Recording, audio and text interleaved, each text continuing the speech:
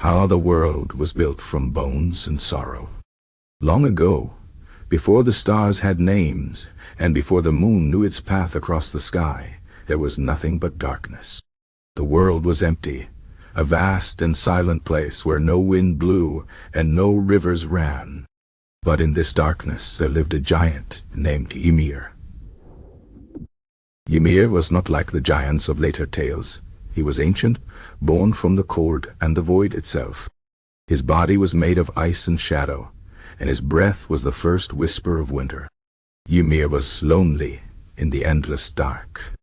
He had no one to speak to, no one to share the silence with.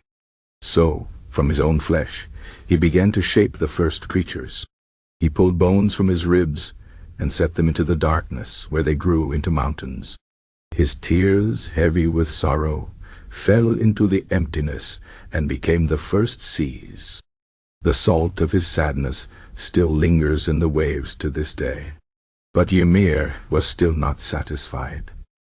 The mountains were too still, the seas too quiet.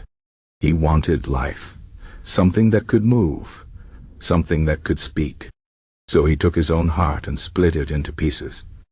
From these pieces he made the first animals, wolves with voices like thunder, fish that shimmered like starlight, and birds that carried songs on their wings. Yet even these creatures could not ease his loneliness, for they could not speak to him as equals. One day Ymir's sorrow grew too heavy to bear. He lay down upon the earth he had made, and as he closed his eyes, his body began to change. His bones became the great pillars that hold up the sky. His blood flowed into the rivers and lakes, filling them with his memories. His skull was lifted high above, becoming the dome of the heavens, and his thoughts scattered across it like the first stars. From Ymir's body, the world took its shape. The trees grew from his hair, their roots digging deep into the soil where his dreams had settled.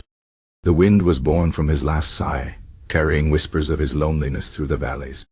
And from his sorrow, something new arose, the first humans.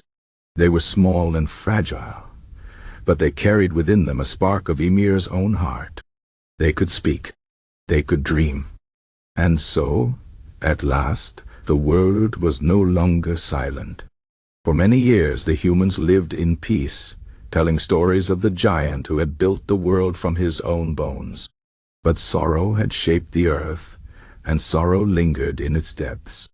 When men fought, the ground trembled with Ymir's old pain. When they wept, the rain fell heavier, as if the sky remembered its creator's tears. And so, even now, when the night is quiet and the wind hums through the trees, some say they can still hear Ymir's voice.